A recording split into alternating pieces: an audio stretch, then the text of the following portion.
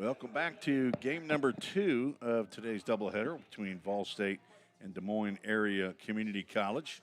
See the coaches and umpires meeting at home plate. Christian Lynn in the red. He's the head coach for VolState. And Bob Ligori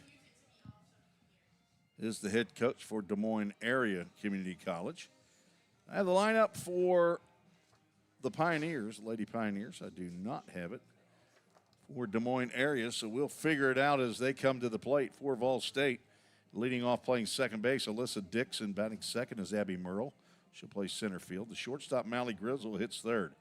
Cleanup hitter, Maddie Shinton, who needs to be added to the Toyota of Gallatin co-player of the game, as she hit 2 home runs, 4 RBIs, scored twice. She drove herself in both times. She's going to bat fourth. Maddie Goad back at first base, hitting fifth. Anaya Dawson in right, batting sixth. The seventh hitter in the lineup, KJ Irwin, and she's going to catch game 2 as well. Caitlin Dillard back out in left field, hitting eighth in the DP. Kendra McNeil, and in the circle for VolState, the Wisconsin native. That is Courtney Denreiter. Common spelling of Denreiter, by the way. Denruyter,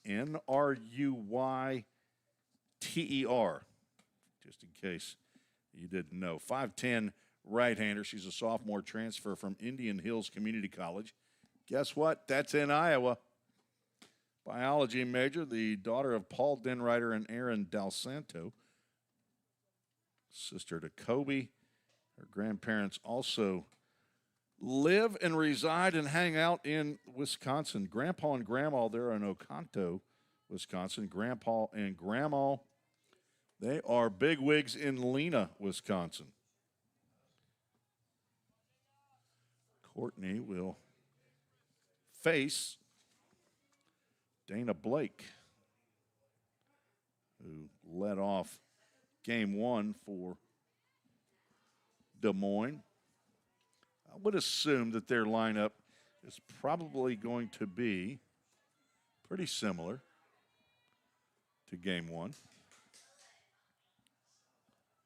Blake was 0 for 4 with a couple of strikeouts in game 1.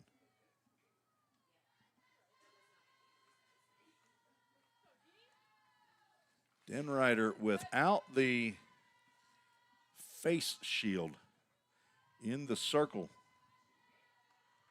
And she delivers. First pitch on the outside corner. That's a called strike, and we are underway at 1:06 p.m. Central Time. Game time temperature, 74 degrees under cloudy skies. Wind blowing out to dead center field. And a foul tip at the plate. Brings the count 0-2. Let's go to another weather app. See if I can act like a meteorologist. See what the windage is. 24 to 41 miles an hour. Good night. Good thing I'm in the side of press box. I might blow away as 3 pitches and the first strikeout of the game. Dana Blake goes down looking. Bree Tigas stands in. Played center field in game 1 as Tim Coffey, the base umpire, Eagle Eye Coffey, has just noticed that the gate down left field line was wide open. I mean, anybody could have entered the field of play. Good job by our arbiter out there in the field, Tim Coffey, veteran official. Woody Redfarn's behind the plate, as Tigas could not hold up. On deck, Macy Riling.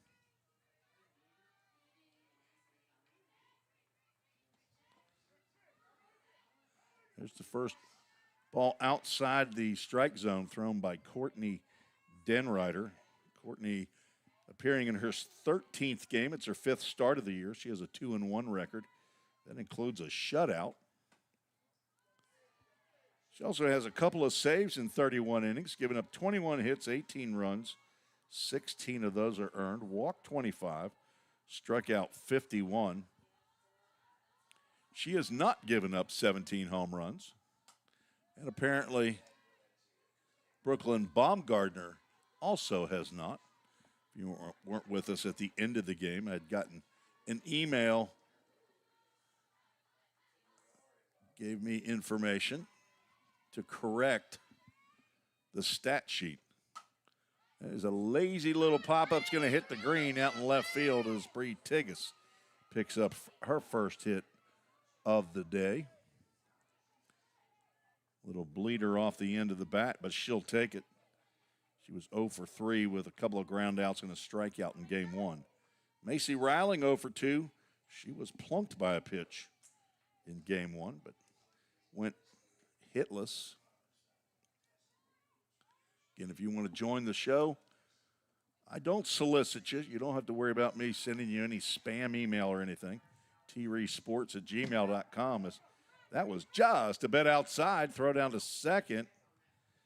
Just getting in is Tigas on the, I don't know, is that a pass ball or wild? I'm going to guess that's a wild pitch. Actually, there's no guessing to it. If you look up the definition of a wild pitch, Courtney Denreiter just showed you what it was. And then she comes right back down Nashville Pike with a called strike. She was just trying to throw off Macy Riling. 5'3" sophomore is the top hitter on the Bears club.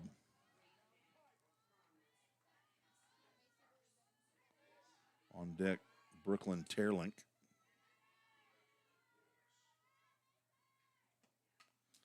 Foul back. That is a really good swing.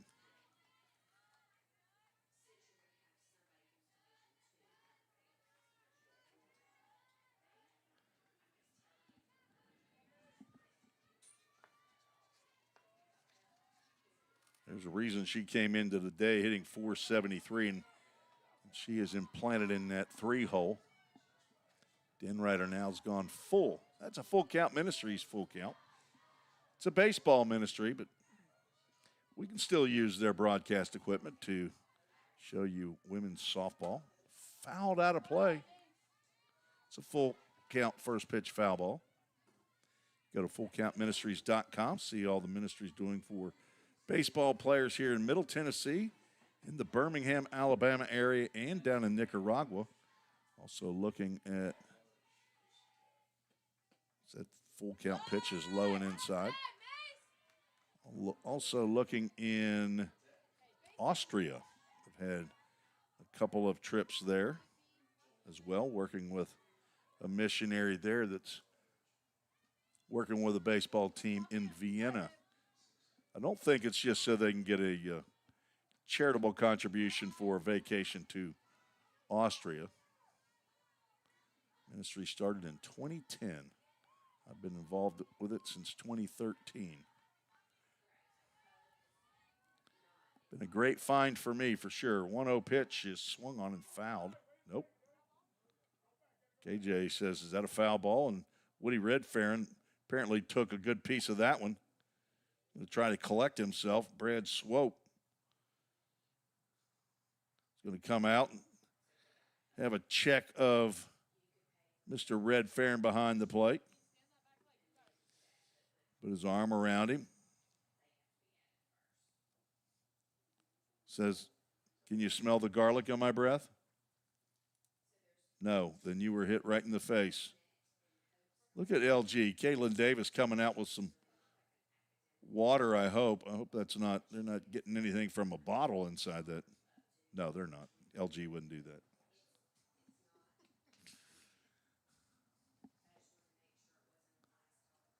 Count is a ball, 2 strikes.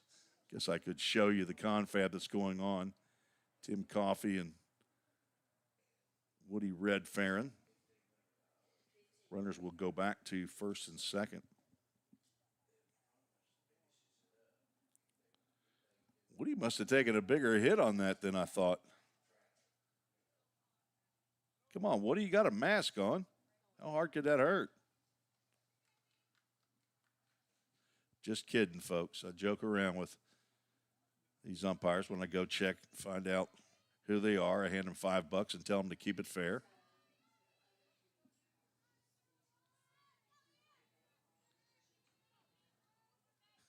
Woody checking with KJ and how's my nose look?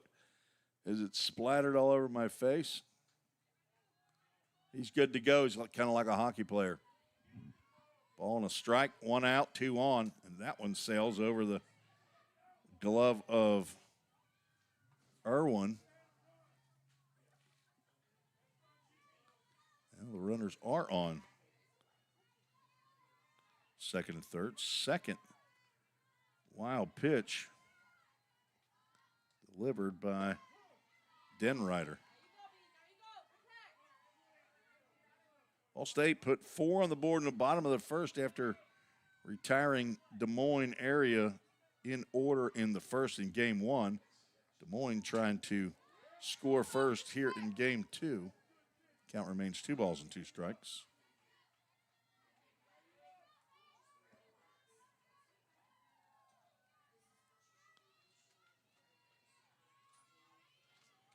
I don't think now, I see your turn. It's Mackenzie Moeller on deck.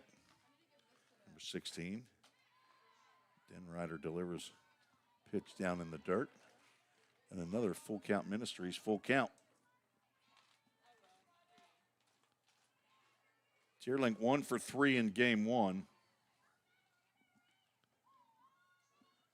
Full count pitch just outside, and the bases are loaded. 2 walks in the inning and a flare single in the left have loaded the bases. Denrider will put some runners on base via the walk.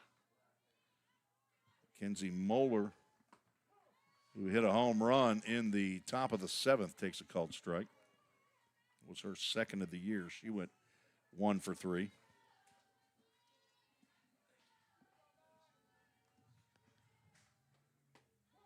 Another pitch winks at the outside corner, and Denrider gets ahead. She struck out Dana Blake to start the game,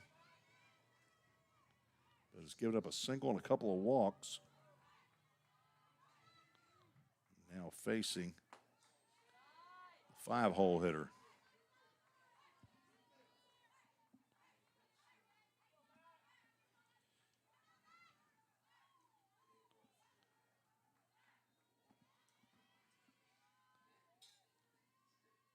Denrider delivers a fastball. It's fouled back. Denrider doing some landscaping out at the circle, clearing some of that red clay out of her way.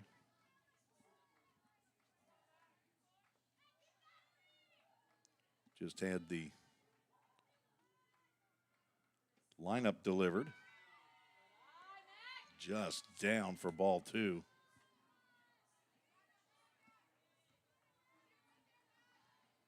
It is very similar to game 1.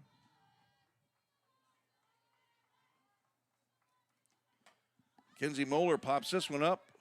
KJ Irwin cannot handle the pop-up that lands inside the field of play. That would have been a big out right there. I think that was just out of your viewing area there.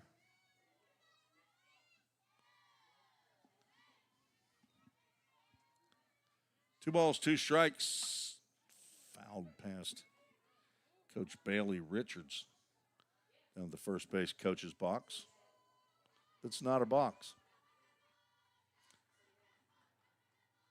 Apparently in women's softball, they don't put a box out there like they do in baseball. There is a line down that first base line. If you're not familiar with baseball or softball, that is a running lane that by the time you get down to where that line is in foul territory, the batter runner has to run in that area. That is right on the inside corner for a strikeout. Another backward K in the book. Route number 2, Aaron Aids, second baseman, stands in. Aids couldn't hold up on her swing. That's strike 1.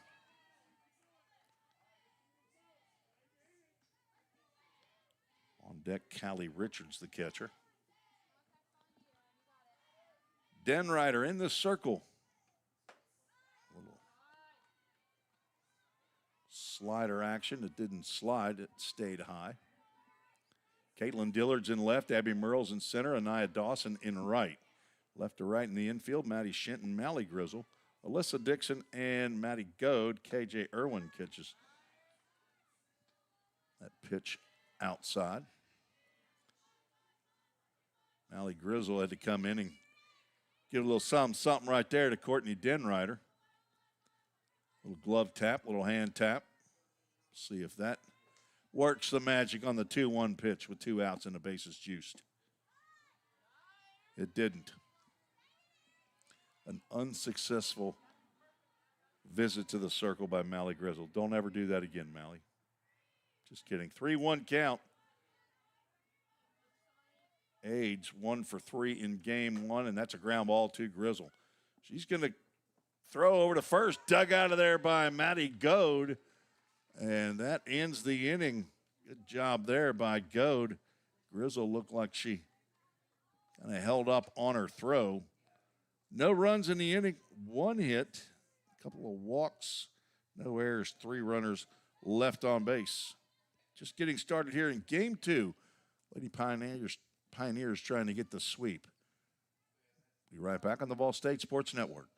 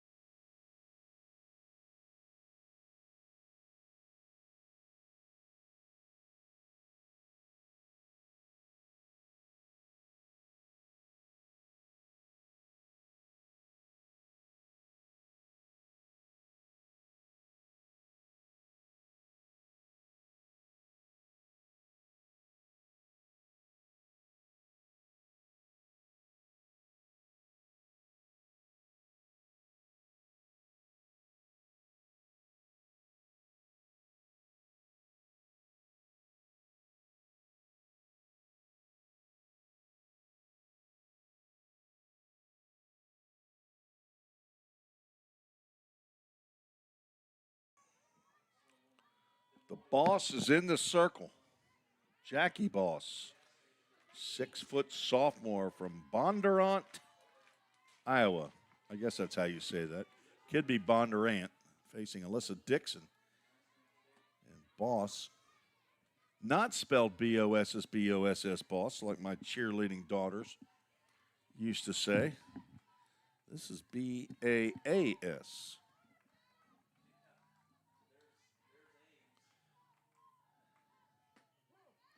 Strike call on the outside corner. Jackie with a J-A-C-K-I. Just in case you're scoring at home. The 1-1. Fouled? No, swung on and missed.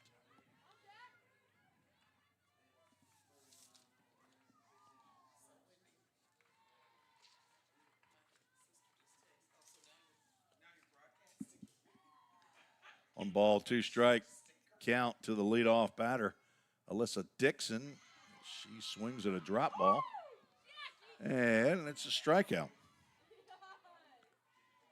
Boss, where's the number 34?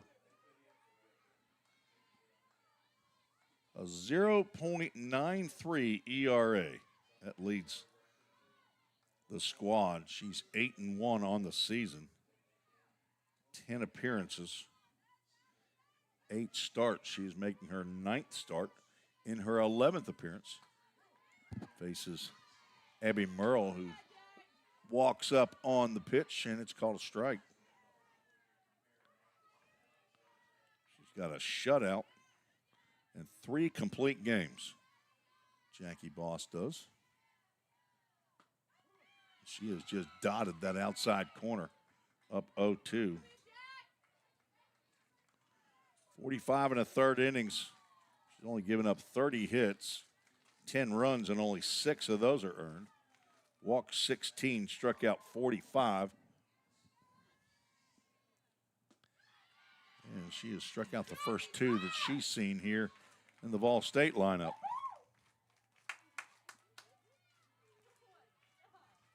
She's given up 572 home runs. No, I'm just kidding. The stats don't say that. Again, I don't know. If you don't believe 17 home runs by Brooklyn Baumgartner, then how can you believe anything that's on this sheet of paper now? I'm just making stuff up at this point. Mally Grizzle. I mean, as soon as you find out that somebody lies to you one time, do you call them a liar or do you forgive them? Or do you say that the next 10 things out of their mouth is the truth? Inquiring minds want to know. Grizzle, the shortstop. Nobody on. 2 outs. She swings at a changeup, and Boss is throwing up ghost pitches there. Grizzle 1 for 3 in game 1. Singled in the first inning. Drove in a run. And she has just struck out the side. Jackie Boss. Good morning, good afternoon, and good night in the bottom of the first. This might be fun. 0-0 if you like pitchers duels. We'll be right back on the VolState Sports Network.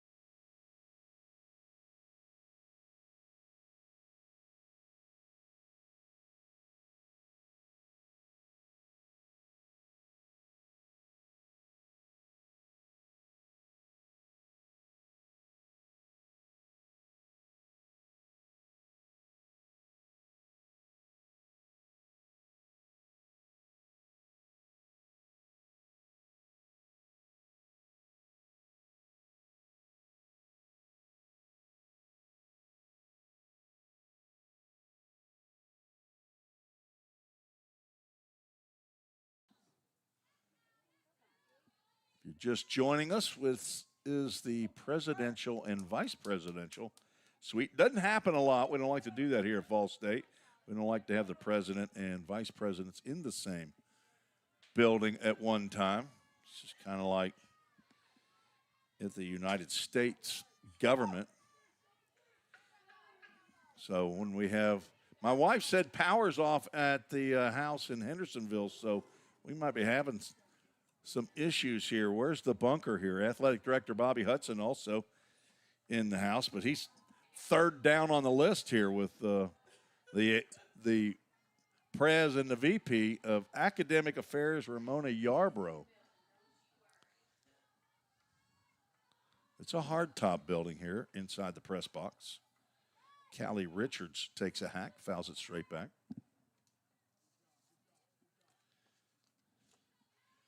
Richards, 5'6" freshman from Des Moines. So the defense exactly the same as in game 1. Coach Christian Lind going with the winning combination. VolState got the 6-1 victory. Almost had a shutout, but that ball's lifted out to left field. Caitlin Dillard has it. Round number 1. Here in the top of the second inning. Courtney Denrider in her second inning. Had a nice chat with Courtney in the trainer's room one day. I was getting my knee iced because I'm an old man. Arthritis hurts. I don't know if that's what it is, but I'm self-diagnosing. I'll find out Tuesday, hopefully, for real. But Courtney was in there, I don't know, getting a cough drop or something probably.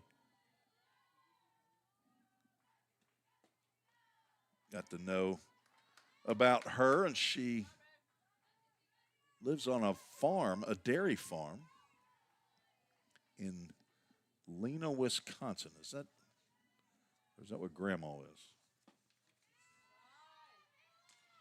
Nope, it's Lena. That's where she's at. Grandpa and Grandma also there in Lena.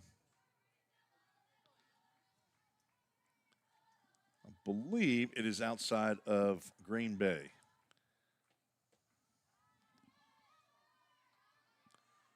Now 3 balls and a strike to Baylor Gregory, getting her first plate appearance, 5'3" sophomore. Going to take a shot at it. It's spelled like Papillion, but I'm going to go Papillon, Nebraska. She has drawn a walk. Papillion, which could be like Lafayette or Lafayette. You could say it either way, depending on where in the world you are. Third walk of the game by Denrider brings up Morgan Neuroth. She looks at a pitch right down Nashville Pike for a called strike. Neuroth playing third base. Paying no attention to that stomach growl. I'll get something to eat here before too long. Just a bit high. Where are we going for lunch after the game, Bobby? Chick-fil-A, but we can't go there. He said, where do you want to go? 1-1 pitch low and inside. Nice stab there by KJ Irwin. Bobby Hudson, been the athletic director here for 20 years. Before that, coach, janitor, chief bottle washer. He's done it all. He's probably hammered a nail here at VolState somewhere, or used a drill and screw in somewhere. Another 3-1 count by Denrider to the number 9 hitter. That's got to have caught that inside corner. It did. Neuroth was taken off. She was 1 for 3 in game 1. Had a single in the 7th. Mackenzie Moeller, a solo shot, the only run of the game for the Bears. It's lifted out to left field. Caitlin Dillard has proven she can catch a fly ball, and she does it again for out number 2. Got a pattern going. Fly out to left field, a walk, and a fly out to left field. Let's not continue the pattern, says the Lady Pioneers fans. I know the word is pattern, but my son used to call it a pattern. He also called it a bo bueno and a babuena. He's 34 now. He knows those words. Throw down to first. Back is Gregory. It makes me remember some really, really good times. Now I got grandkids and Chick-fil-A and movieator. My favorite word now in all the world is movieator. Why in the world a movie theater is not called a movieator is beyond me. That's a great word. The movieator I go to is actually right across the street. I want to go over there and see that Mercy Me 2 movie. Check swing foul ball. But it's spring break this week, and I didn't want to go with all the – I just don't like people. You know what I'm talking about? I mean, I just don't like being in crowds. Miss Ramona Yarborough sitting right next to me. And Dr. T's got her own window to the right. Ground ball to short. This should do it. Grizzle gloves her throw. And a nice stretch there by the tall Matty Goad for out number 3. And the wave is continuing here in the press box, the presidential suite. No runs, no hits, no errors. 1 runner left aboard. Des Moines area has left 4 on base. Hit and 3 walks. We'll take a short break. Be right back.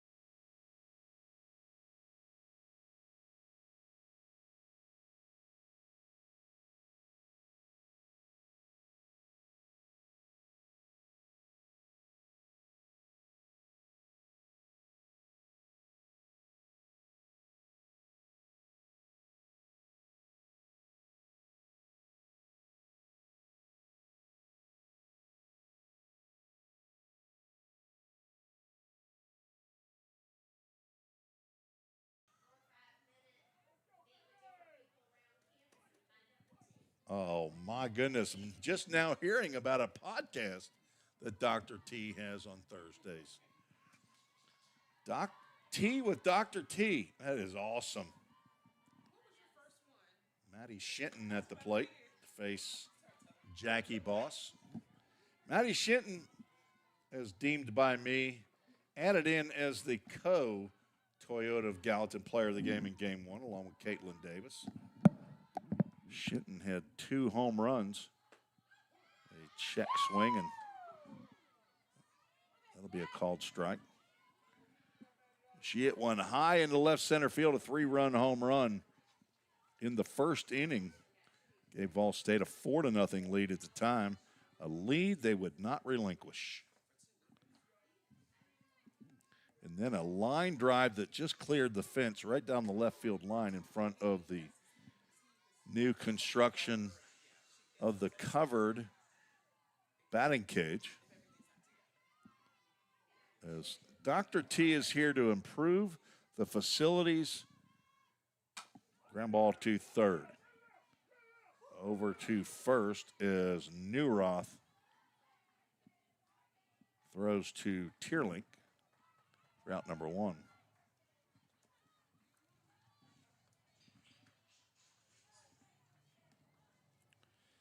Matty Goad steps to the plate. 4 straight retired to start the game by Boss. May not be a better name for a pitcher. Goad 1 for 2. She had a double. Walked and scored. She's using the same pink bat that Maddie Shinton did. Swing and a miss.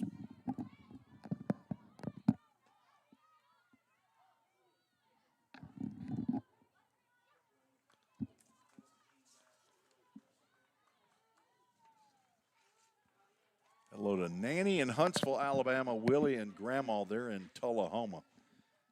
Maddie's grandparents. Daniel and Christina, her parents. Easton, her brother. She's 5'8". She's a freshman. Telling you, she is one of the good-looking freshmen here on this club for Christian Lynn in his 3rd year as the head coach, 7th year overall. Just missed inside.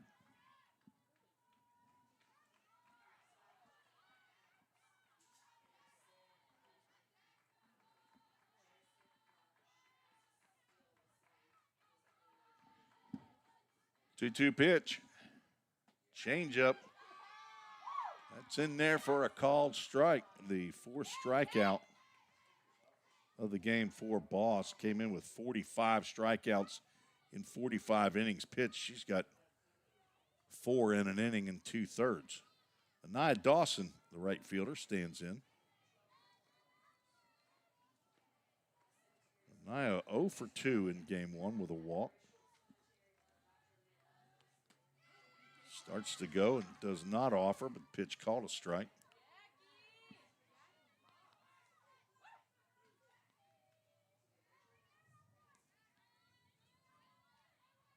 Naya, 5 home runs, 23 RBIs coming in to today's action. That one's bowled up to the plate. I've tried to pitch a fast pitch softball before. Played a little bit. Actually, I have international experience playing fast pitch softball. That one's grounded to the left side. They're not going to get Dawson. They do. No. Close play there at first base. Dawson beats out the infield single. I would not have been surprised to see the out call there. Nice play by the shortstop, Mackenzie Moeller. KJ Irwin steps to the plate. KJ looking for her first hit of the day. A couple of strikeouts in Game 1. Was lifted for a pinch hitter. Kendra McNeil came in to hit for her. She drew a walk.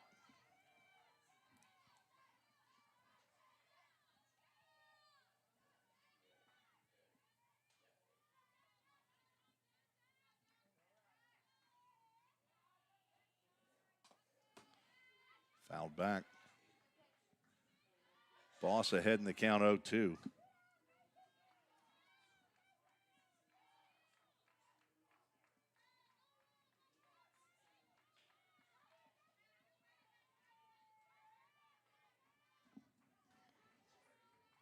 Toyota of Gallatin scoreboard not showing balls and strikes right now. For an unknown reason. Everything else appears to be working. Efforting to keep these ladybugs out of our view. And I've got one that is very adamant about getting on the window. That's a base hit into right field.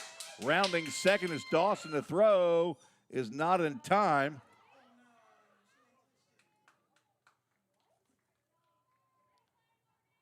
The tag is continuing to be applied for some reason by Morgan Neuroth, while Anaya Dawson is climbing all over the base. So I'm not really sure what was happening there. Runners now at the corners, first and third with 2 out, back-to-back hits.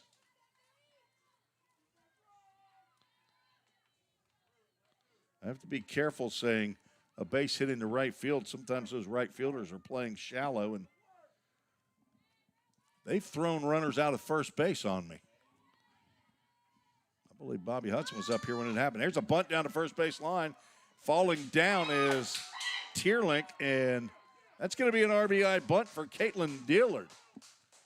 And the Framework Athletics first run of the game. Scored by Anaya Dawson is a 2-out rally. Back-to-back-to-back hits for the Lady Pioneers. Now Kendra McNeil stands in. Left-handed hitter looks at a fastball up. Let's get that run up there. There it is. That's the important category. VolState takes a 1-0 lead. Could we have a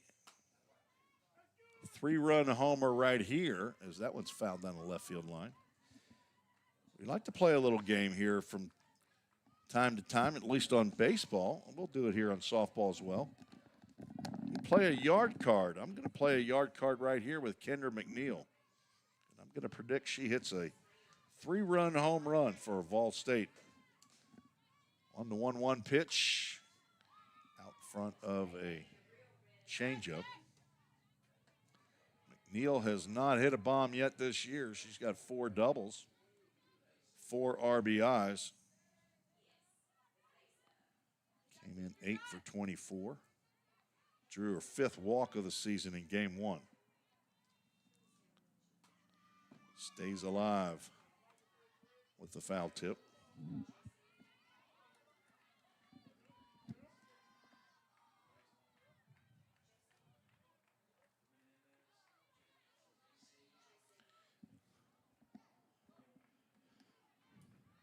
One ball, 2 strikes, runners at first and second. 2 outs. And I lost my yard card. Kendra McNeil takes strike 3 on the outside corner as Boss picks up her 5th strikeout. She struck out the side in the first, but had to face 6 in the second. Gave up a run on 3 hits, no errors, 2 runners left aboard. VolState takes the lead here at the bottom of the second. Let's check to see if anybody has sent another email. We don't. Don't be shy in the email front. I'd like to know who's out there listening. And you like to hear your name called out on a broadcast. I know it because I know I do. Send an email to treesports@gmail.com. If you got some information to pass on or if you need to correct the broadcaster, I don't mind to be corrected. I like to get it right. We'll take a quick break, be right back.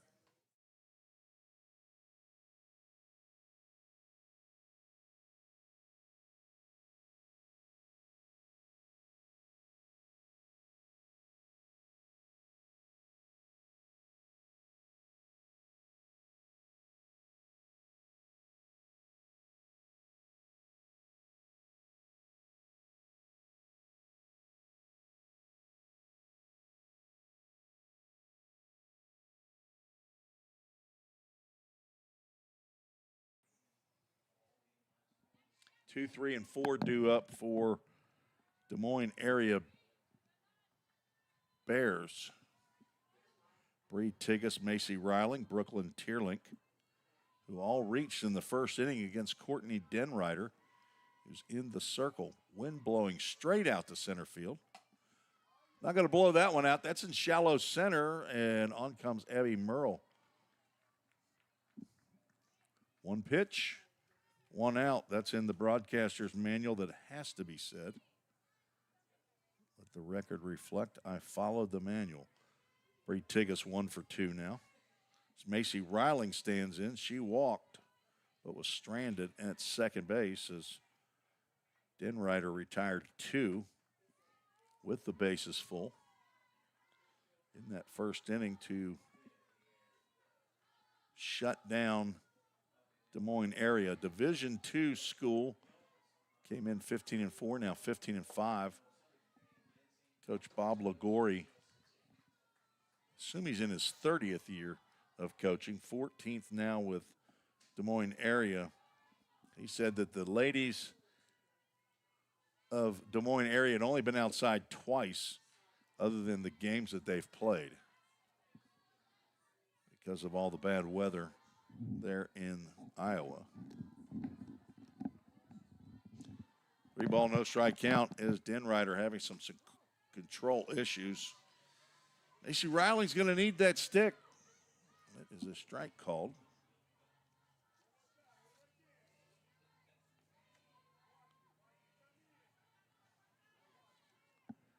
Three balls and a strike. That's fouled off of her foot. Maddie Shinton will glove it down there at third base, but it's a full count. Ministries full count. Lights are on here at the Nichols Softball Complex, and occasionally we'll get a spot of sunshine. A little bit of a glare, but again, big windage going on here in Middle Tennessee today. But it's going to get cold. That ball's drilled into the grass to the left of the Pioneers bullpen, where there is some action down there. Willow Carden out after that foul ball. That's the ball 4 that Macy Riling was looking for. A 1-out walk. That's the 4th of the game by Denrider. Brings Brooklyn Tierlink to the plate.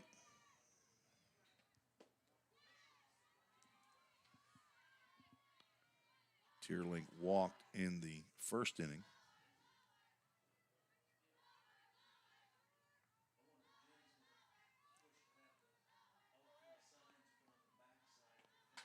Swing a foul off the screen.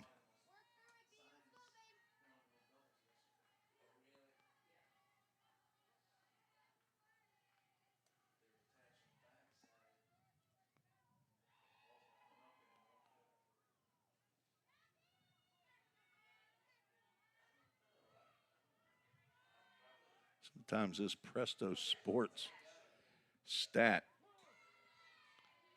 information is not correct, but sometimes my scoreboard is not correct, like now. 1 ball, 2 strikes to Tierlink, the first baseman. Softly hit and just under the glove of Grizzle. She had an easy play to step on second.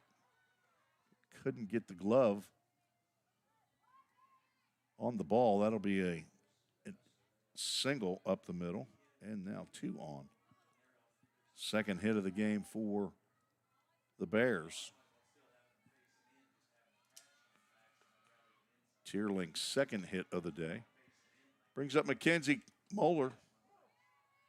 Their second home run of the year in game 1. Looks at a called strike. Struck out looking with bases loaded in the first.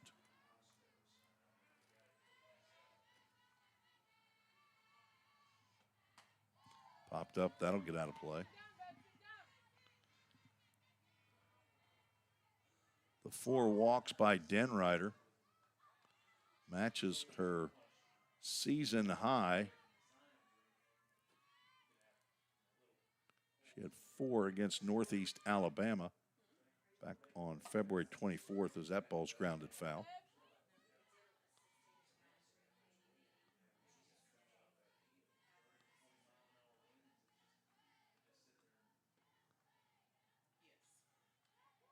And she had 4 against Chipola College earlier this week. 0-2, swing and a miss. Picks up the strikeout. Her third, that ball was riding away from Moeller. Now struck out twice in this game. Aaron Ades at the plate. A-D-E-S. Looks at a called strike.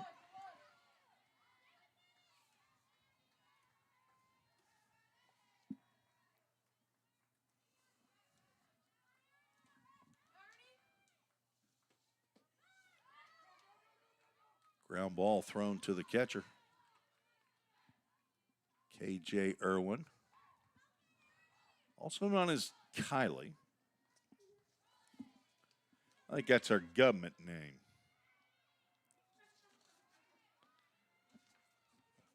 I don't know where the J came from. Maybe that's her middle name. I don't think she's a Kylie Jr. Used to work with this guy, and he was a financial analyst in the government with me, and that's what he would say. That's his government name. 2-1 pitch. That's wide. Gumby arm Irwin snags that one before it goes to the backstop.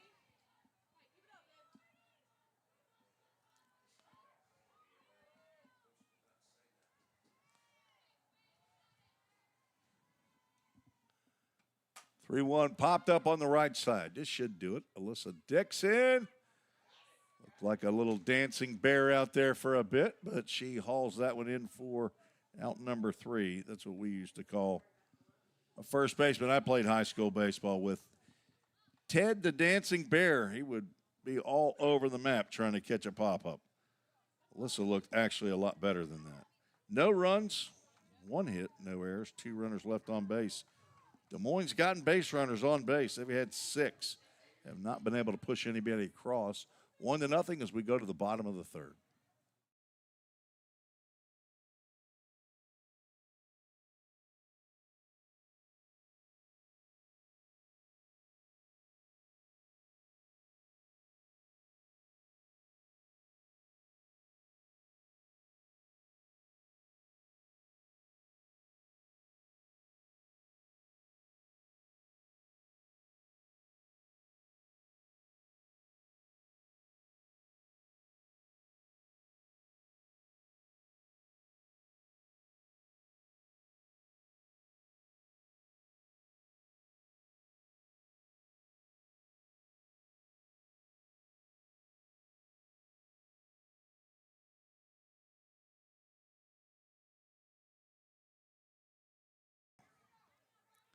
Tim Reese back on the VolState Sports Network. We're right here live on YouTube. It's free. And my motto is, if it's free, it's for me. Give me 3. Ball 1 to the leadoff batter, Alyssa Dixon. Thanks to Aaron Del Santo for joining the show up in Wisconsin. It's not Wisconsin. And it's not Illinois.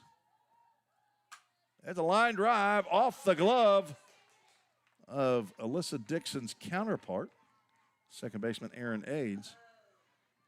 Okay, what are we doing here, Wes? So we're giving a single on that one? What do you think, Miss Yarbrough? Single or an error? You want to phone a friend?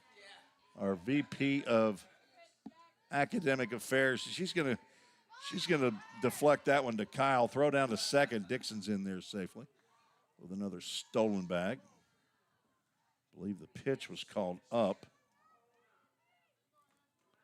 So an E4 says Kyle Tostenson, former JUCO baseball player. I won't dispute that. Abby Merle swings and misses. 1 ball, 1 strike. So Courtney Denrider does not live on a dairy farm. And I'm sure she told me that. You know what I heard was she lives on a farm that has cows. I assumed, in my recollection of that conversation, Wisconsin, it's cheese. Got to have milk, right? It's got to be a dairy farm. 1-2 pitch, high and away. I was wrong, and now that I remember, she did say it was a beef farm. 2-2, I'm wrong. I'll correct it. 2 balls, 2 strikes. Merle struck out in her first plate appearance. Thanks to Aaron Dal Santo for correcting this broadcaster. That's the mother of Courtney Denrider. She misses Wisconsin, she told me during that conversation. Spent some time in Iowa last year at Indian Hills. Glad to be here at VolState. And you might want to be careful. I'm one of those northerners that came down here to Tennessee to play college baseball, and I never went back home. 2-2, fouled again at the plate. And that was a long time ago. 21, 26, 46, carried the 3, 47 years ago. Our VP of Academic Affairs isn't even that old. Kidding me? Strike 3 called. Merle thought that was maybe in a little tight. It's her second strikeout, first out of the inning for the Bears.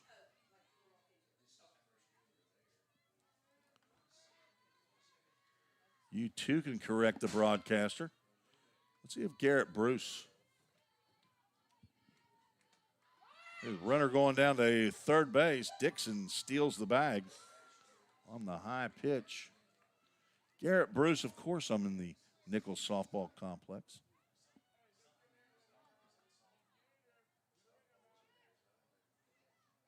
Garrett Bruce, former right-handed pitcher for VolState here. He's from right here in Gallatin. Texted and said, asked me if I was in the softball complex as Mally Grizzle. Now with a 1 ball, 1 strike count. Got a runner 60 feet away. Struck out looking to end the first, trying to drive in at least the second run of the game.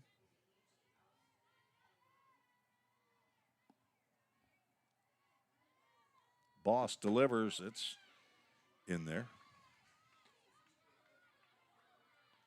Jackie Boss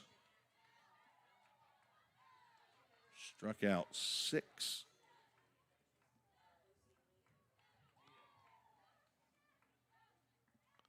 The only out recorded not via a strikeout as Grizzle goes down on strikes. Only one is a ground out. Everything else via the strikeout. Now 2.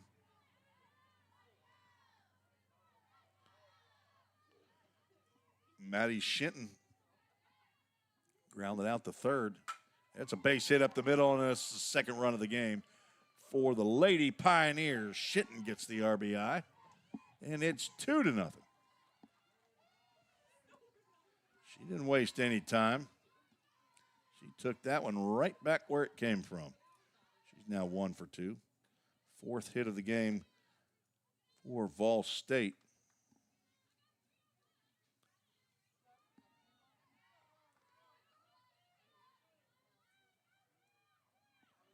Brings up Maddie Goad.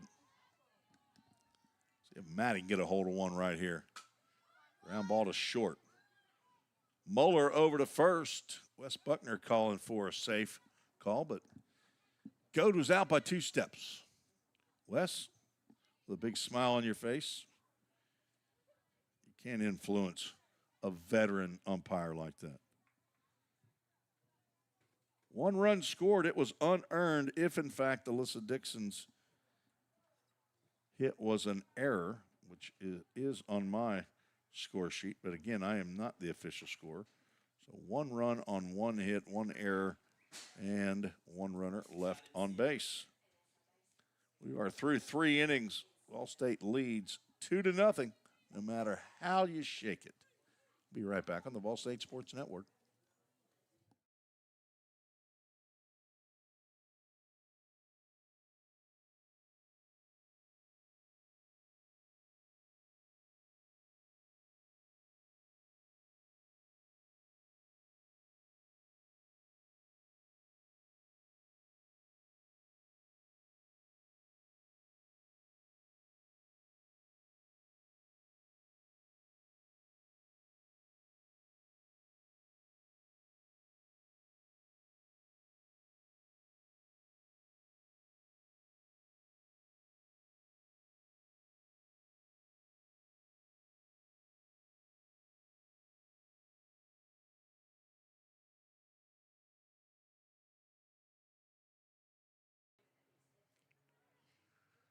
Courtney Denrider, the beef farmer, is still in the circle.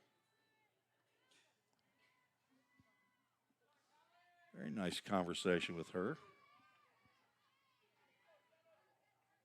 She said she's like me. She doesn't really like being around crowds of people either.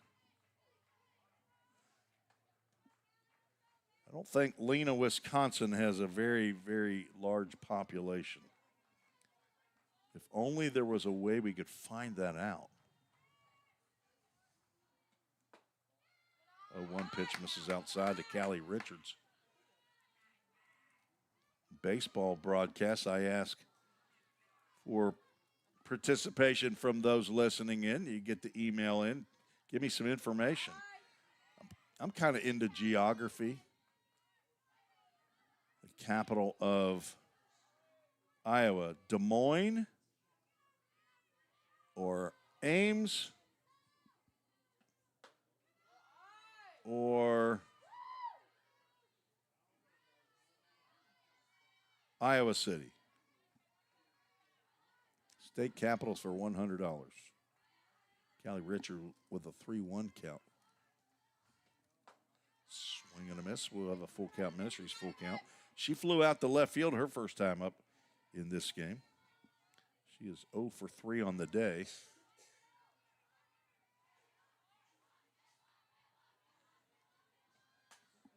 And a full count first pitch foul ball off to the left. Somebody's going to have to go Easter egg hunting. There goes Bobby Hudson, the athletic director. Looked like he was hot after that one. Like it was the golden egg. He shot out of here quick, didn't he? I didn't know he could move that fast. I mean, he's old like me. That's a line drive right up the middle. A base hit for Richards to lead off the 4th.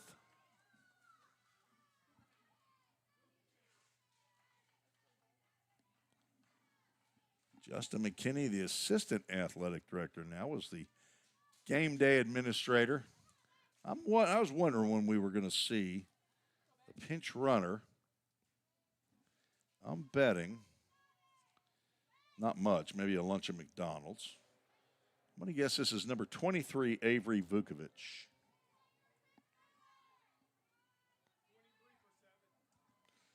Thank you, Mr. Woodfair. Number 23 is Avery Vukovic, 5'6" freshman from Des Moines, Iowa. She is a designated pinch runner. I can tell that. If the stat sheet's correct, she does not have an official at-bat, yet she scored 10 runs and stolen 12 bases. But that could be wrong. Based on 17 home runs. That's into the stands. Heads up over there. Nobody brought a glove from the Des Moines area community college faithful. Looks like the fella got his hand up there, the young lady in the blue long sleeve shirt. That was a flight. Throw down, and if she held on to the ball, that is a caught stealing. KJ Irwin shows off the hose. 2 balls and a strike, 1 out. A caught stealing. Is that the first time Avery Vukovic? Nope, not according to the stat sheet. That would be the second time. Bailey Gregory now batting with 1 out and nobody on. 2-1. Denrider steps on a fastball there. It's fouled back. 3 hits in the game for the Bears. They are like VolState playing their 3rd straight doubleheader in as many games, in as many days.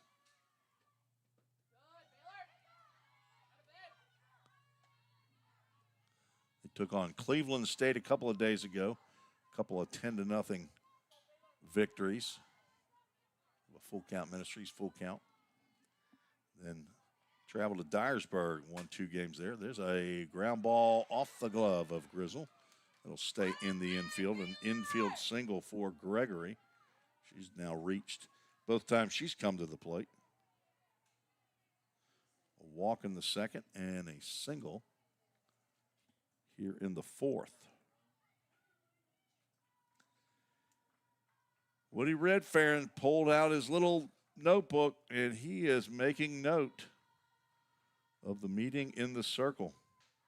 You're only allowed so many of those. I mean, they didn't even try to hide from him or anything. They just did it right out there in the open.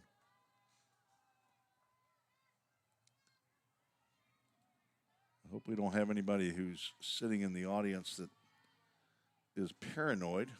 They probably were not talking about us in that circle. That fastball dots the outside corner to Morgan Neuroth. She flew out the left field in the 2nd.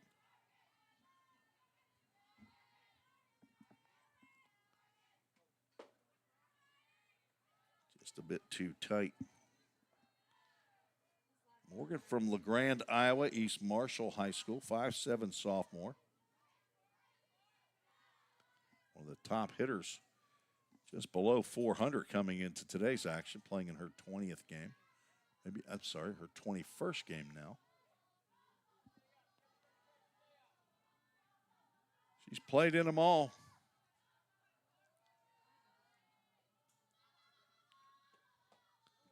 Trying to get out of the way of that one, and that hit off the knob of the bat. Count moves at 2 balls and 2 strikes. That was headed into her person there.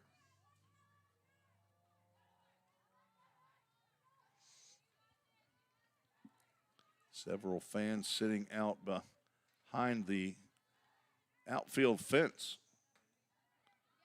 Pitch off the top of the glove of K.J. Irwin down to second base. Goes Gregory on the wild pitch. 3rd wild pitch of the game for Denrider.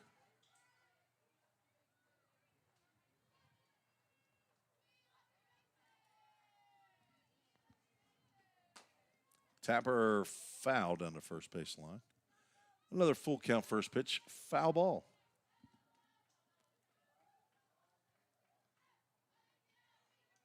Super fans are in the press box. Dr. Wendy Tossenson, her driver, Kyle. Check swing, and it's going to ring her up on the inside corner. Strike 3. And they brought along a friend. Ramona Yarborough, the Vice President of Academic Affairs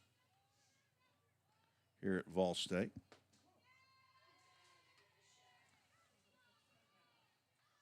A Whites Creek Creeker. The Whites Creek, what are the Cobras? Cobras? Yeah. Oh, what a guess. The Cobras right here in Nashville. Whites Creek Cobras. The Fisk. I don't know the Fisk. What were the Bulldogs? Okay. I've never seen an athletic event by Fisk. I might have seen them play Belmont in basketball once. Ground ball to short. Couple of hops. Grizzle gloves and throws over to her pal, Maddie Goad, for out number 3. runs on 2 hits, no errors, 1 runner was left on base.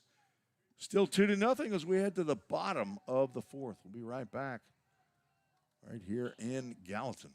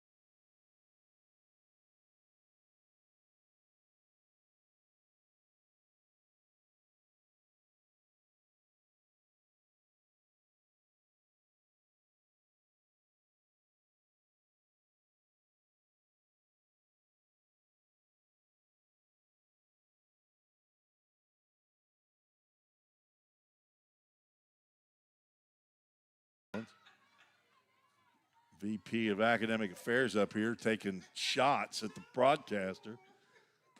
Savannah White getting a pinch hit appearance for Anaya Dawson. I'm just playing. I've already called myself old. I dated myself by asking her if she knew somebody who went to North High School.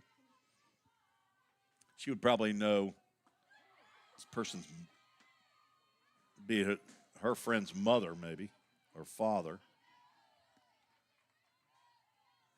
0-2 count now to Savannah White.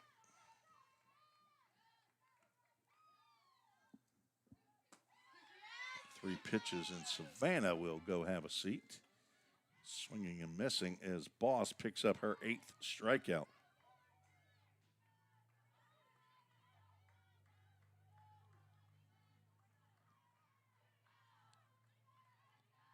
KJ Irwin, the catcher, stands in. She had a single through the right side last time she came to the plate. First baseman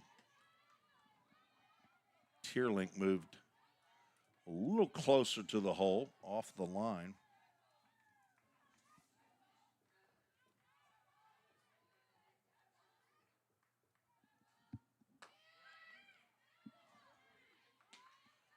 Two balls, no strikes.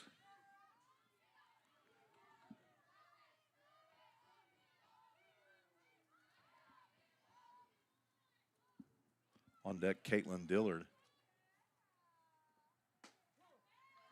Strike called. I guarantee you, when the majority of people walked up to the park today, saw the wind, the U.S. flag out there in center field, they thought this was going to be a high-scoring day. Ball's lifted up and out of here. And we have had 3 home runs, I believe. 2 by Maddie Shinton in game 1. Also Mackenzie Moeller for the Bears.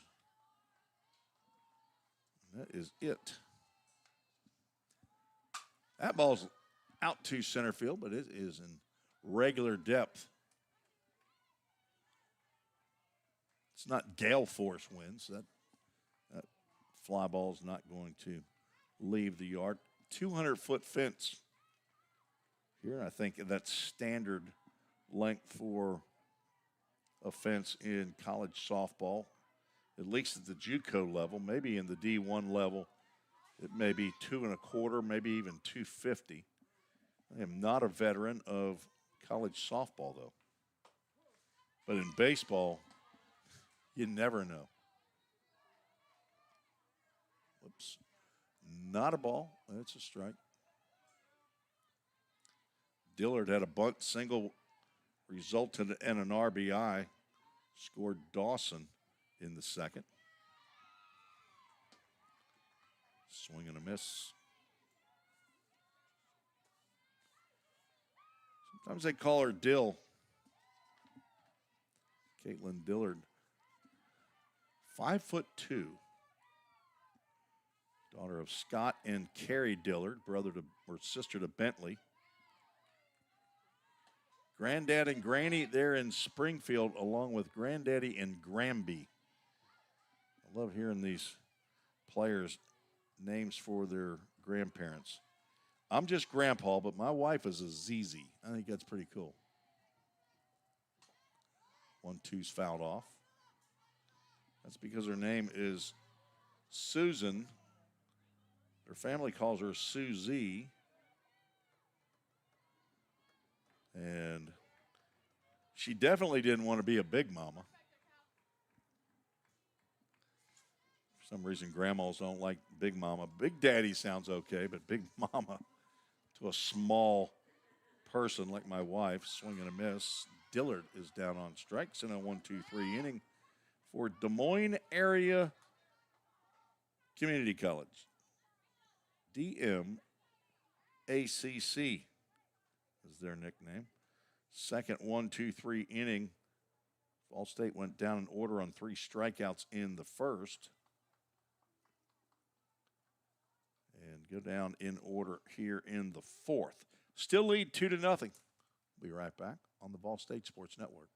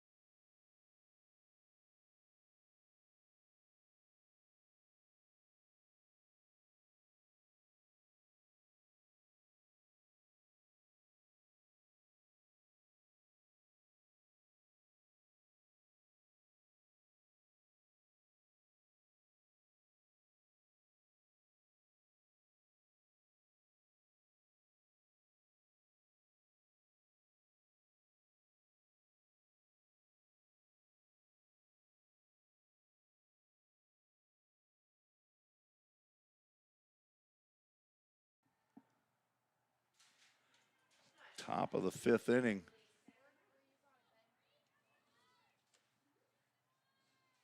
Two, 3, and 4 due up for the Bears as they trail 2-0.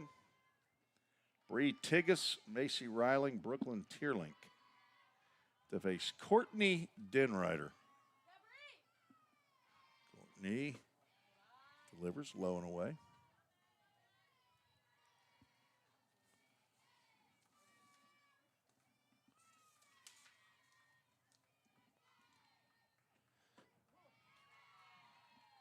That fastball whispers at the outside corner.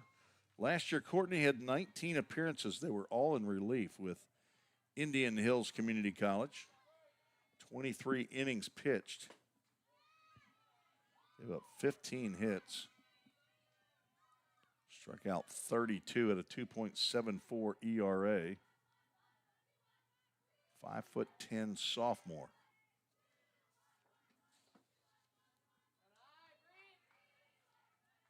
This is her 13th appearance of the year, looking to pick up her 3rd win in 4 decisions. Has a shutout, a couple of saves, and has danced around 4 hits, 4 walks in the game. Tigas is 1 for 2. A Full Count Ministries Full Count. We'll have the Full Count Ministries verse of the game as provided by our good Vice President of Academic Affairs. That's popped up. Maddie Shinton over toward shortstop area. Makes the catch.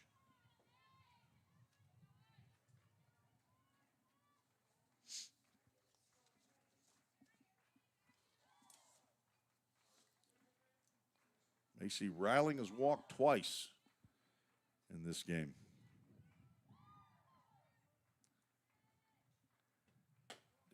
Denrider puts a little spin on that one and a little pace, but it lands high and away.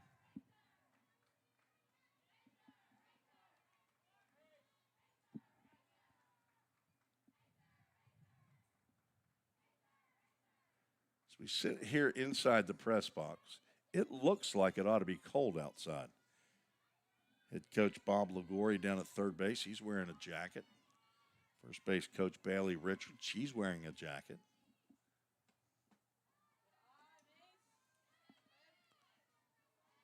Temperature says it's 74 degrees.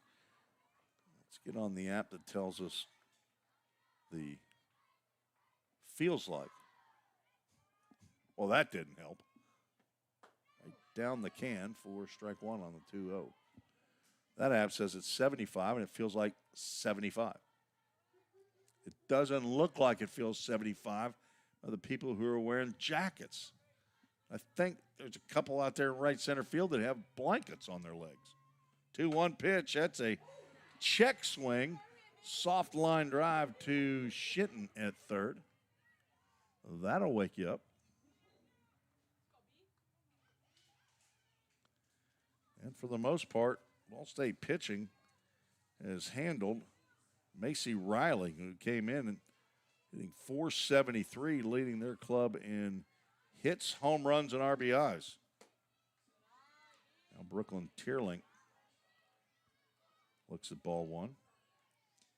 She's been on base both times she's come to the plate. She walked in the first and singled in the third. Courtney Denrider trying to go 1-2-3. A little late on that swing. Fouls it off the screen. Maddie Shinton getting her steps in. She'll come in and collect the softball.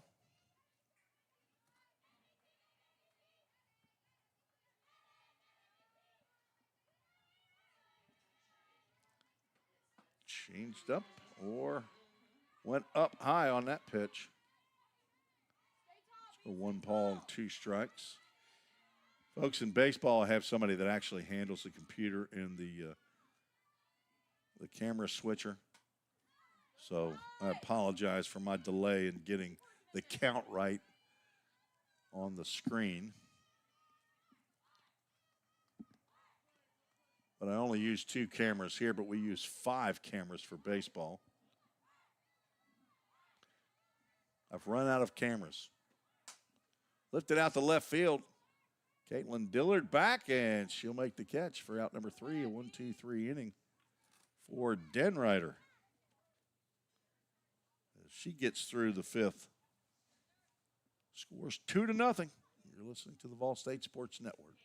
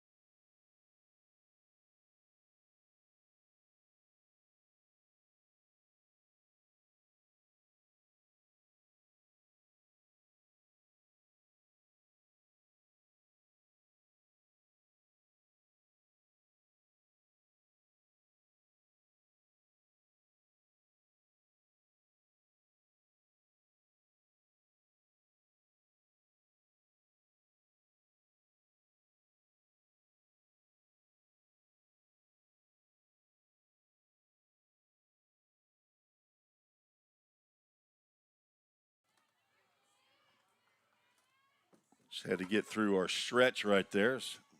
Visiting with former VolState baseball player Garrett Bruce, who's made his appearance up here in the press box. Good to see GB. He's out in the workforce now. Kendra McNeil, strikeout victim, a slow roller to short. Gloved by Moeller, and her throw over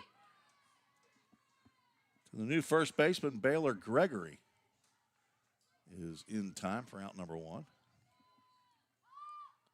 I did not get that change. But she's right-handed. Tierlink, who was the first baseman, is left-handed. Again, not that I'm the official scorer. A bunt laid down by Dixon that goes by Neuroth, the third baseman. It's foul. So it gives me, get out my trusty Bushnell binoculars to see if any other changes in the outfield. Appreciate the Bears wearing numbers on the front of their jerseys as well.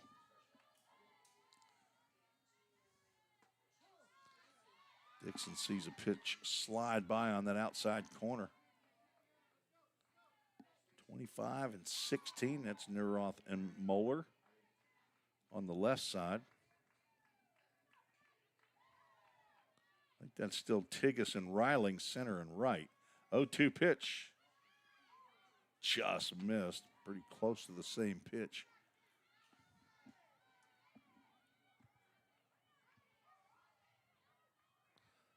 And Dana Blake still the left fielder.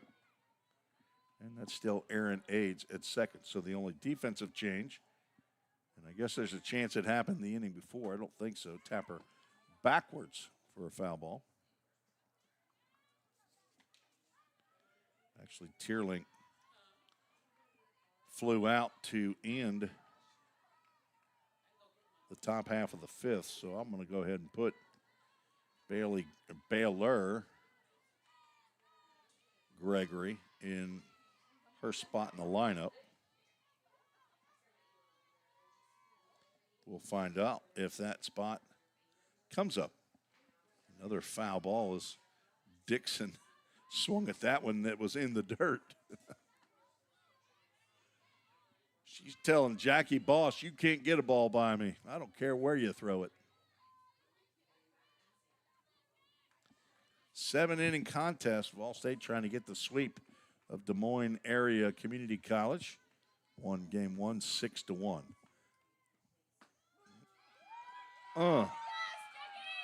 That was pretty far out there for strike 3. Dixon 0 for 3 in the game.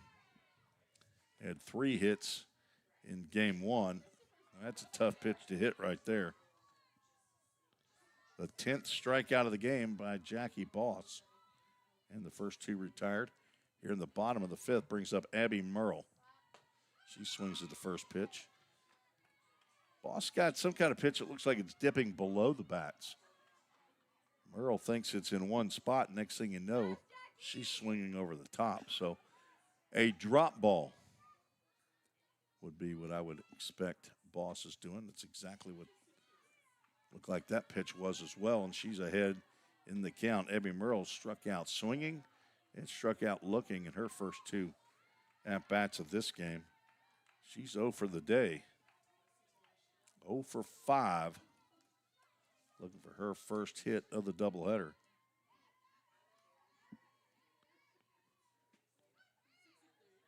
Just missed. Lady Pioneers will be back in action, I believe it's next Thursday right here at the Nichols Softball Complex. And I am anticipating having an assistant, a co-announcer. That pitch is fouled.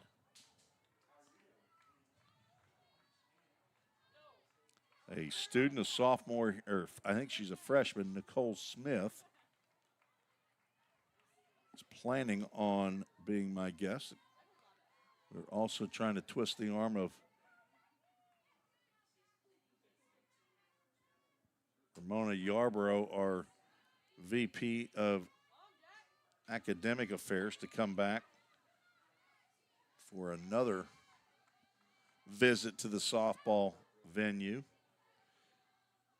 I'll grab one of the headsets that's still up there at basketball inside the Pickle Fieldhouse that we used during 20 games of the JUCO Conference Tournament. Changeup is upstairs. We've got room, I think, for 4 microphones. We're using a crowd mic and my mic. Probably only have room for 2 more. 2-2 pitch. Swung on and missed by the catcher. Throw down to first. Abby Merle beats out the throw. The tag is insignificant. runner reaches on a strikeout. See if I can watch this one again. I think it was a pretty good pitch. Would expect that it would be a pass ball as head coach Ligori is coming in to have a chat. Possibly to talk about whether or not Merle was running in that designated area.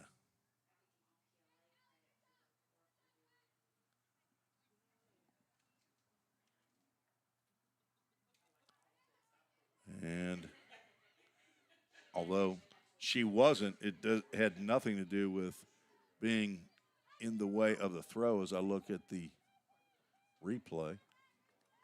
She's running on the fair side of the line. The throw comes in on the foul side. So that is considered a strikeout, the 11th strikeout. Either a pass ball or a wild pitch, as she's going to be in there safely on the stolen bag, on a pitch that rolled up to the plate. Give Merle a stolen base. Dixon has a couple in the game already. Now a runner in scoring position for Mally Grizzle with 2 outs. Grizzle lets a fastball go by on that outside corner for a called strike. Mally is a strikeout looking and a strikeout swinging as well.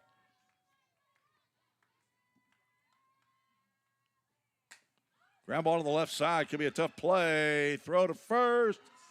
Not in time.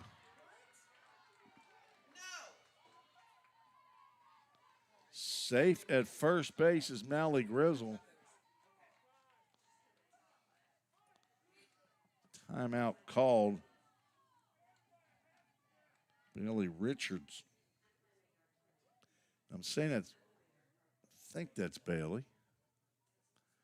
But on the paper, it said that Thana Heller was the pitching coach. You would expect that that's who this is, but this is who I talked to before the game. Coach Hudson's going to draw me a cartoon picture here. He's going to do it in 15 seconds or less.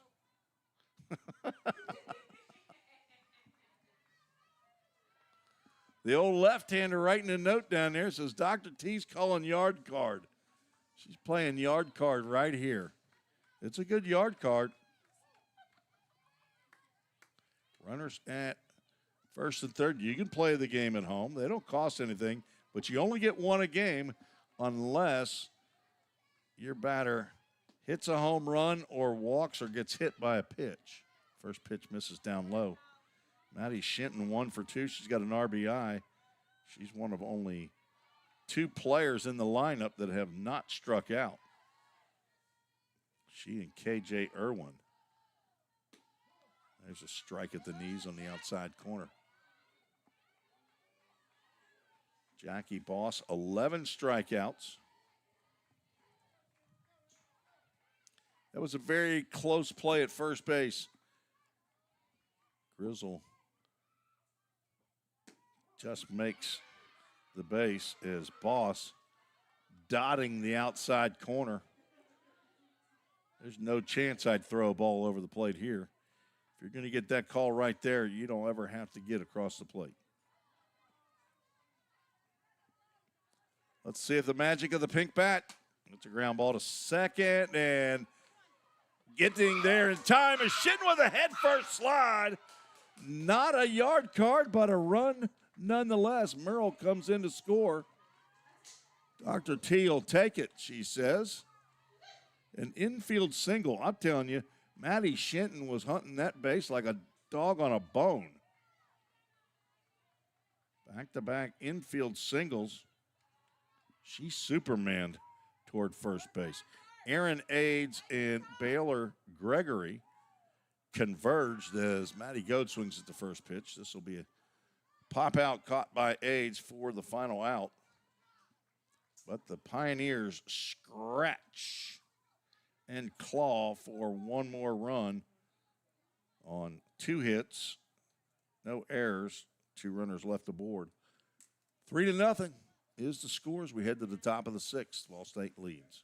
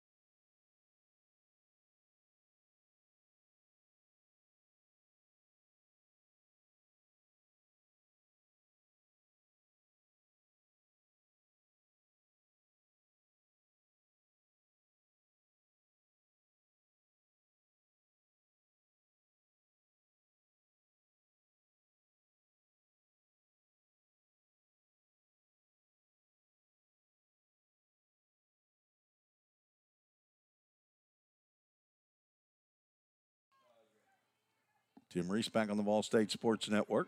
We move to the top of the 6th inning. Courtney Denrider still in the circle and delivering a ball down low. Pretty close pitch right there to Mackenzie Moeller. Caitlin Davis got the complete game victory in game 1. Denrider trying to do the same.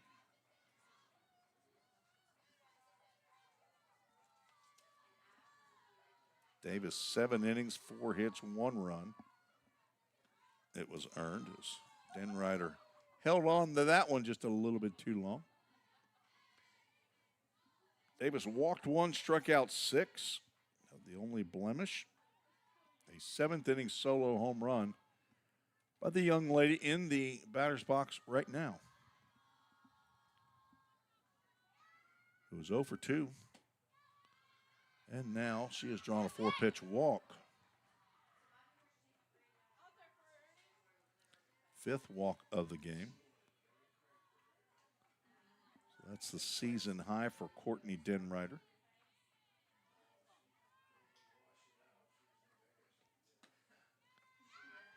That's 5 straight as Aaron Aids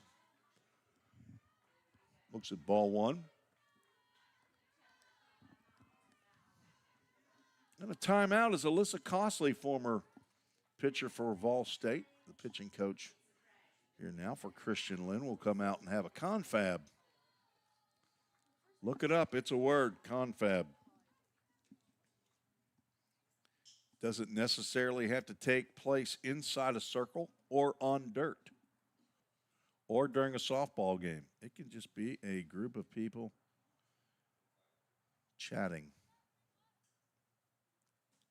I thought I made up a word. Then I found out it's in the dictionary. Actually, on occasion, have called it a conflab. My dad used to make up words all the time.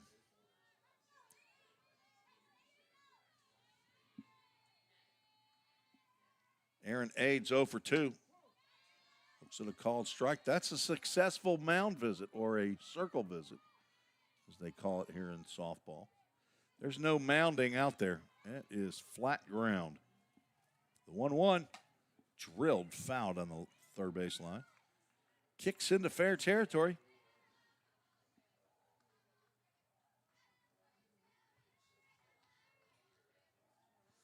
Wonder how my grandson's doing in Tupelo today. They had their first tournament, 8U tournament. They're already traveling for 8-year-old. That's right down central for strike 3. Backward K. 5th strikeout now to go along with 5 walks for Denrider.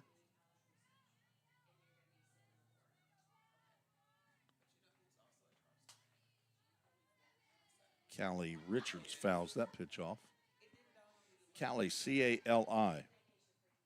Wonder if she ever lived in California, or her parents did. She's from Des Moines, went to Van Meter. I assume that's a high school in the Des Moines area. She's gone no balls and 2 strikes with a couple of foul balls. The High Point Health Sumner with Ascension St. Thomas sign has broken free partially of the fence underneath the Toyota of Gallatin scoreboard out in left center field. 0-2 pitch, swung on and missed. Back-to-back strikeouts for Denrider after the leadoff walk to Moeller. Now Baylor Gregory. So she's actually been playing first base the whole time. That's what's thrown me off. No, you know what? Maybe as the DP, they've been back and forth. That's where my confusion is. Gregory is in the lineup. Swings and misses. Didn't remember that earlier. She's walked and reached on an infield single.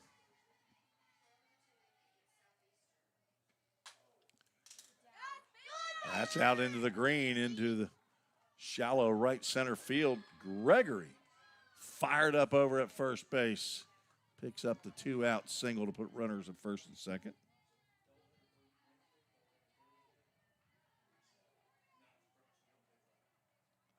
Moeller moves down to second base, brings up Morgan Neuroth.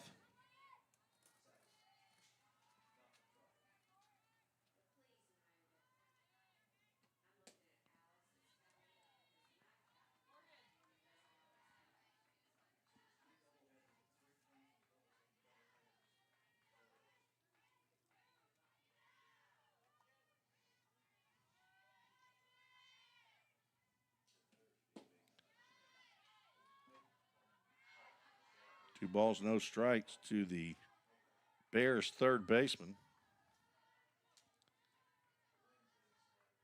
I assumed that Tierling was back in her first base position. That's lined right to the first baseman. And that's a new first baseman for VolState. That's Willow Carden. She's come in for Goad. Route number 3. Not getting the defensive changes here.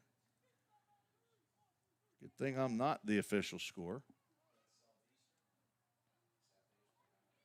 No runs, 1 hit, no errors, 2 runners left on base. Courtney Denrider has gotten through 6 innings. 0 runs on 5 hits, 5 walks. As Des Moines area has left 9 on base. We'll keep it right here. Pinch hitter for Savannah White is going to be Jordan Lucas, who pinch hit in game 1.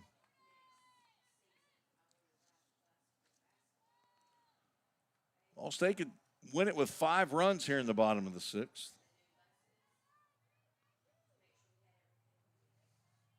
Jordan Lucas popped out in her only appearance in game 1. Pinch hits here facing Jackie Boss.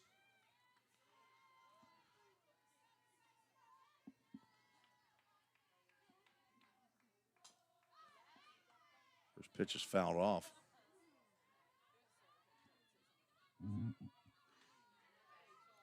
Lady Pioneers with 6 hits in the game.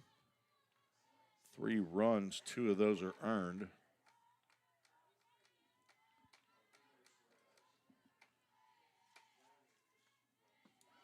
Changeup in there for a called strike.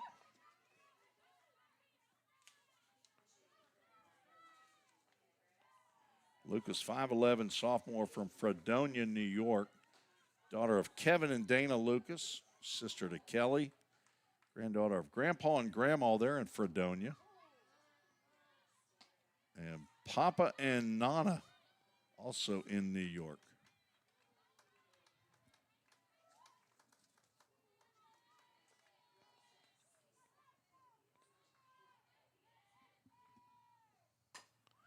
Tapper toward third. Newroth over to Gregory for out number 1.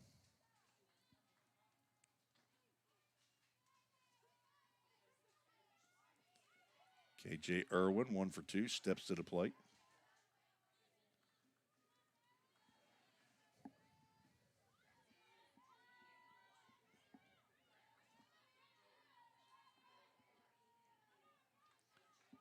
Three to nothing, the Lady Pioneers lead. Line drive right to the second baseman. KJ got a good pitch to hit and put a good swing on it. Just happened to be right at Aaron Aids for out number 2. Caitlin Dillard, 1 for 2, stands in.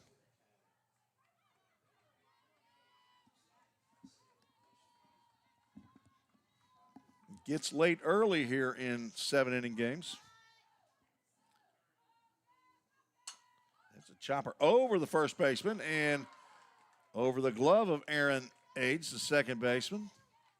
A seeing eye hit. Let's see how, if I can get to that quickly enough. See how Wes Buckner treated that on game changer. Kendra McNeil coming to the plate. 2 out, 1 on.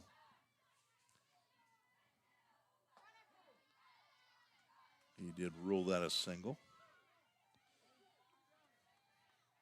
Dillard now 2 for 3. McNeil 0 for 2, looking for her first hit. Runner from first taking off, and Dillard picks up the stolen bag.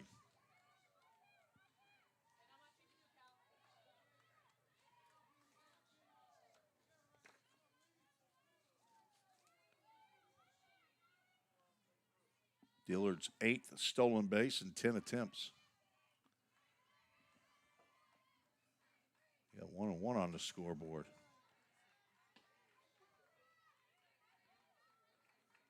I'm sure they're right. It is the Toyota of Gallatin scoreboard. Located just up the street here from VolState softball complex. It's actually across the street from the eastern entrance of the VolState campus at 1435 Nashville Pike. We found a pot of gold, and we're going to go up there and buy a brand new truck tomorrow. Going to trade in my 5 or 6 year old Tundra, white Tundra out there in left field. 3-1 pitches down. Going to go see Wayne Hobdy, my salesman at Toyota of Gallatin, and see how much I can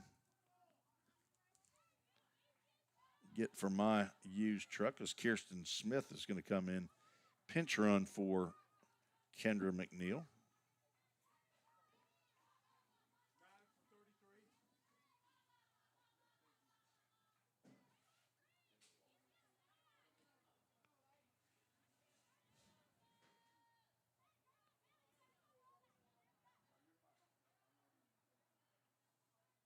It may be the first walk of the game for Jackie Boss.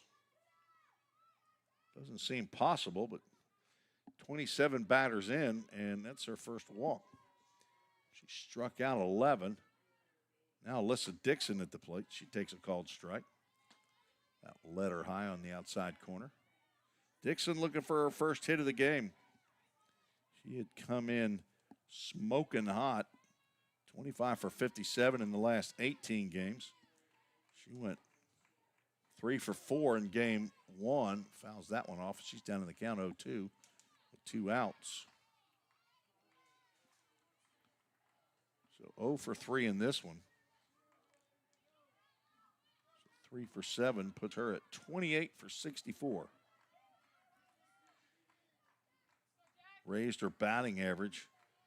166 points coming into today's action. It's a slow roller to second, and a tag is applied to Smith for the final out here in the bottom of the 6th. So we're going to play 7 at least. No runs, 1 hit. No errors, 2 runners left aboard. We are heading to the 7th. VolState leads 3-0, trying to get the sweep of Des Moines Area Community College.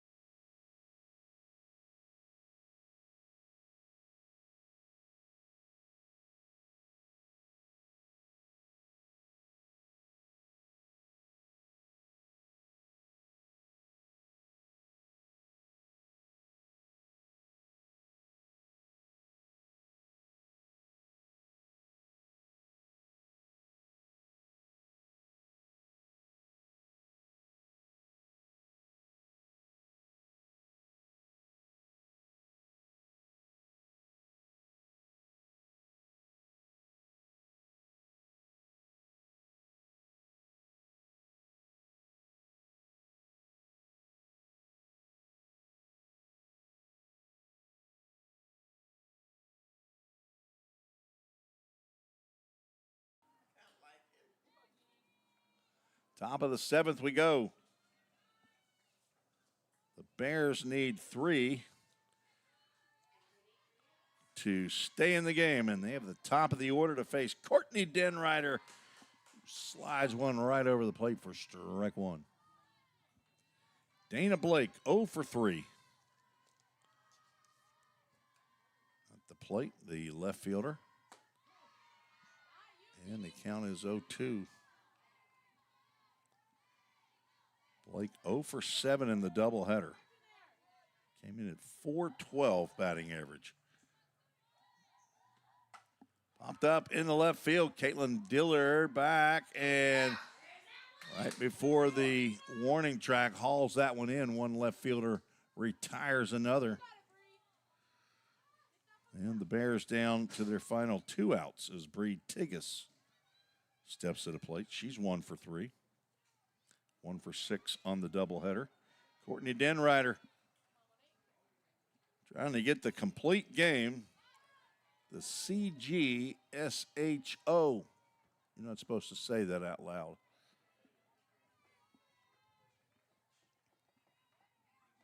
It's not a no-hitter. They've got hits. Called strike on the outside corner.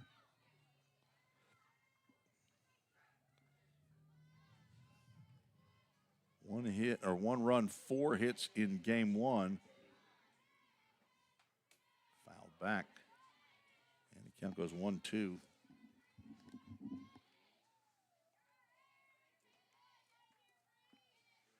VolState was 6 runs and 8 hits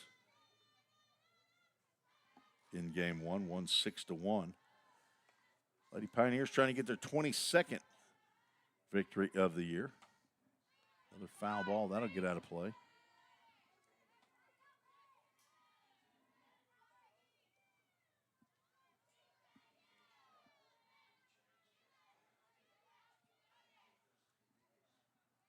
Lady Pioneers actually on the road at Motlow on Wednesday. And then back home on the 19th. We'll carry that here.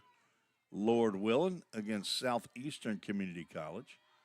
And then also on the weekend, a big 2 games against Chattanooga State, one of the top teams annually in the TCCAA, and have put VolState out of probably all the conference tournaments in the last few years that I've been around. Chattanooga State hosted last year. Columbia State will host the conference tournament, softball and baseball, this year, as they did 2 years ago. VolState hosted 3 years ago, I believe. So I did broadcast all the baseball games that year. Chuck Sebastian, the Walter State broadcaster, did all the softballs. A full count pitch is lifted out to deep center field. Abby Merle going back with her back against the fence, hauls it in for the 2nd out.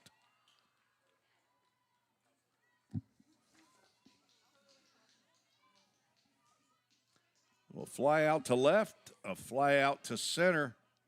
A pattern developing. Macy Riling, who's lined out to Maddie Shinton at third. So we got Willow Carden is at first. It is Maddie Shinton. Mr. Wood-Farron is going to check down with Tim Coffey, the base umpire, and he did his best international sign of safe. Spread his arms to his side, shoulder height, each to one side. 2 balls and no strikes. Dillard still in left. Merle is in center. Dawson in right. Shinton at third. Grizzle at short. Dixon is at second. And the betrothed Willow Carden at first base. She's getting married. She's getting hitched this summer. Or at least that's the plan. Willow going to marry England Bryan, a Vanderbilt right-hander, as Macy is down. Did that hit off of her bat? She was hit by a pitch in game 1. Let's see if you can see that on the delay. She actually started taking a hack.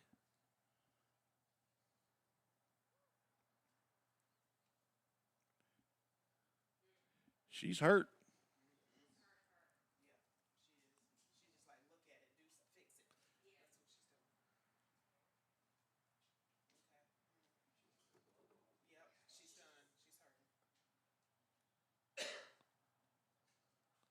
That's a knuckle buster right there. Brad Swope, trainer, doing trainer activities here in Athletic Trainer Month. Justin McKinney's at home, probably reading up on an athletic training book right now, even though he's the assistant athletic director now. Said he's given up the athletic trainer duties for the most part. Brad Swope, capable of handling that.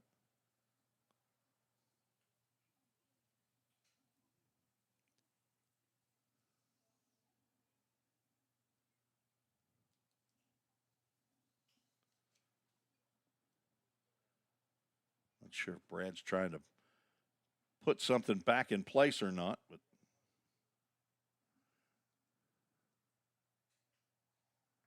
now the question, I don't know if we've determined that she's hit by a pitch or she actually swung.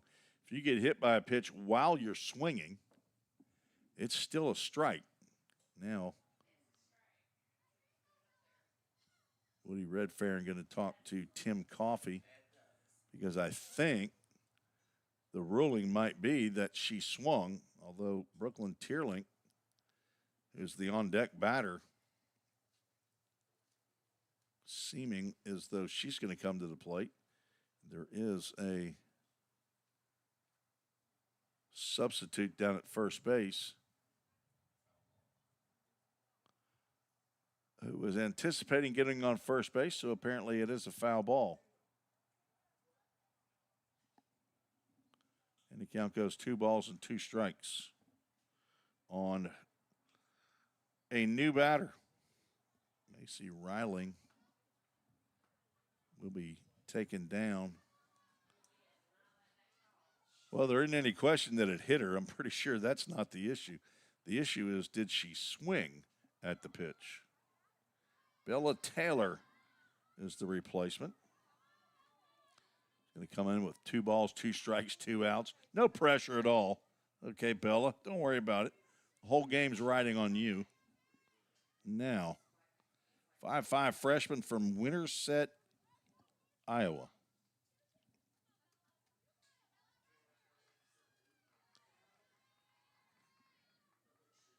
Here's a nice little question for you. If she strikes out, who gets the strikeout? Riling does. There it is. And that's the ball game. Courtney Denrider gets the complete game shutout victory. And the Lady Pioneers get the doubleheader sweep. 3-0 is the final here in game 2. Winning pitcher Denrider, she moves to 3-1, if you can believe the stats in Presto. Jackie Boss falls to 8-2. She goes 6 full innings. Collects the loss. No save as VolState only pitched 2 pitchers. Caitlin Davis and Courtney Denrider both get victories today. Davis was very close to getting a shutout as well. Excellent pitching performance by both teams in the doubleheader. Denrider picks up 7 strikeouts unofficially and sets down the final 3 here in the 7th. VolState wins 3-0. They are now at 22-10. Still 9-1 in conference play. Will take on Motlow State in conference action, I believe. That is on Wednesday at Motlow. Probably going to be on the Game Time Sports Network. Jay Harper, who was my partner for the conference basketball tournament, probably is going to be broadcasting that. And the Lady Pioneers will be back here Thursday against Southeastern Community College, and a big doubleheader with Chat State. We'll carry it right here on the VolState Sports Network. Our Toyota of Gallatin player of the game, it has to be the beef farmer, Courtney Denrider. Congratulations to her. Go over there and pick you out a brand new Highlander. You might have to pay for it. I think if you drive it off the lot, they might not be happy about it. But let's get also to our Full Count Ministries verse of the game. Let me hand the headset over to, no, I'm just kidding. Our VP, Ramona Yarbrough, says, no, I gave you the verse, but you have to say it. Jeremiah 29:11, for I know the plans I have for you, declares the Lord, plans to prosper you and not to harm you, plans to give you hope and a future. Now, that's not the King James Version. She probably memorized it in the King James, but that's the NIV. It's the, what is that, the New International Version. My pastor calls it the nearly inspired version, but he's a funny guy. He thinks he's funny. Me too. But that is your Full Count Ministries verse of the game, Jeremiah 29:11. That is a good one. 29:13 is pretty good as well, if you want to go check that out. VolState gets the doubleheader win here on a windy, windy day, as they have already taken the U.S. flag down. For Dr. Wendy Tossenson, who's been our guest in the press box all day long, along with her driver, Kyle, and Ramona Yarbrough, the VP of Academic Affairs, as they are in the midst of leaving the building. It's good seeing you. Hopefully we'll see you back here on Thursday. And for Athletic Director Bobby Hudson, Head Coach Christian Lynn, this is Tim Reese saying God bless you. Thank you for watching the VolState Sports Network. Good night, everybody.